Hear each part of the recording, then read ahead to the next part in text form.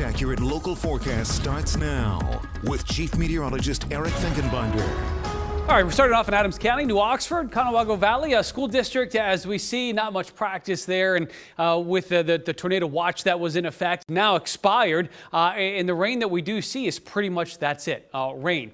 We said sort of two waves that were going to be happening. The severe potential that was earlier this afternoon, and then some wind gusts as the cold rolls through. That's going to be later on this evening. I really think the second line has the better potential to actually produce some wind gusts of 40, 50, or even excess of 50 miles an hour. The storm reports from earlier today, not really that many across the mid-state. Cedar Cliff High School, as we go outside right now, and again, kind of quiet across the area as we see these showers move through. Anywhere from Gettysburg, York, and Lancaster, Lebanon.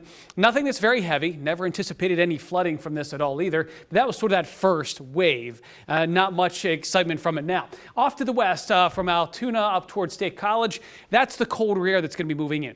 So there is going to be a gusty line of showers.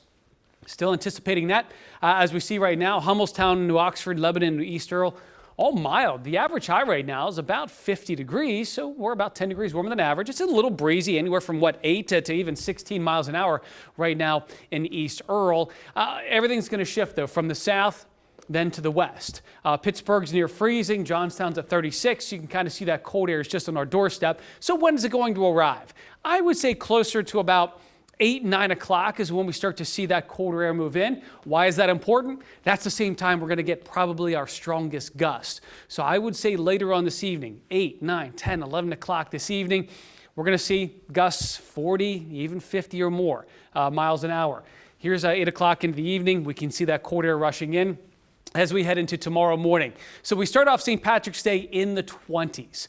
Heading into tomorrow afternoon, I don't think we're going to be climbing out of the 30s. So you know what, for when we're talking outdoor practices, I think this is even more challenging than what we had for today, right? With temperatures in the 30s, and we're going to have winds probably about 10 to 20 miles an hour.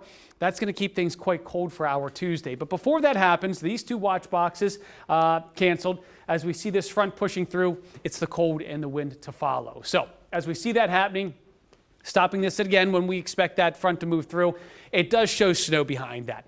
I would say it's more like snow showers. And again, nothing that's going to stick. We've been in the 60s all day today. Heading into the overnight hours, it's just going to be blustery. So if you're the kind that gets up hearing that wind outside, it might be one of those nights because we're going to have sort of a blustery night.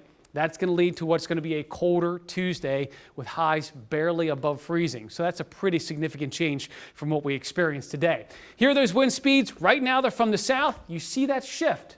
We're stopping that. I keep stopping that around 9 o'clock, right? Or 9:30. And now we're looking at wind speeds 15, 20 miles an hour. This is not showing the gusts. I expect those gusts to be happening at that same time all the way up to about midnight. But here's tomorrow, St. Patrick's Day.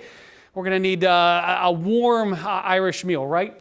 With those wind speeds are going to be anywhere from 10 to 20 miles an hour tomorrow afternoon, and the high's only 35 degrees. I pointed the wrong direction. All right, the high's 35 for St. Patrick's Day. Moving into the rest of the week, we try to warm things up a little bit, but it's going to take a little time. This is not a boring time in the weather department. March is always one of our most active months. That seasonal transition always keeps us on our toes. Okay, just the way you like it. Thank you, Eric. All right, coming up tonight, a look at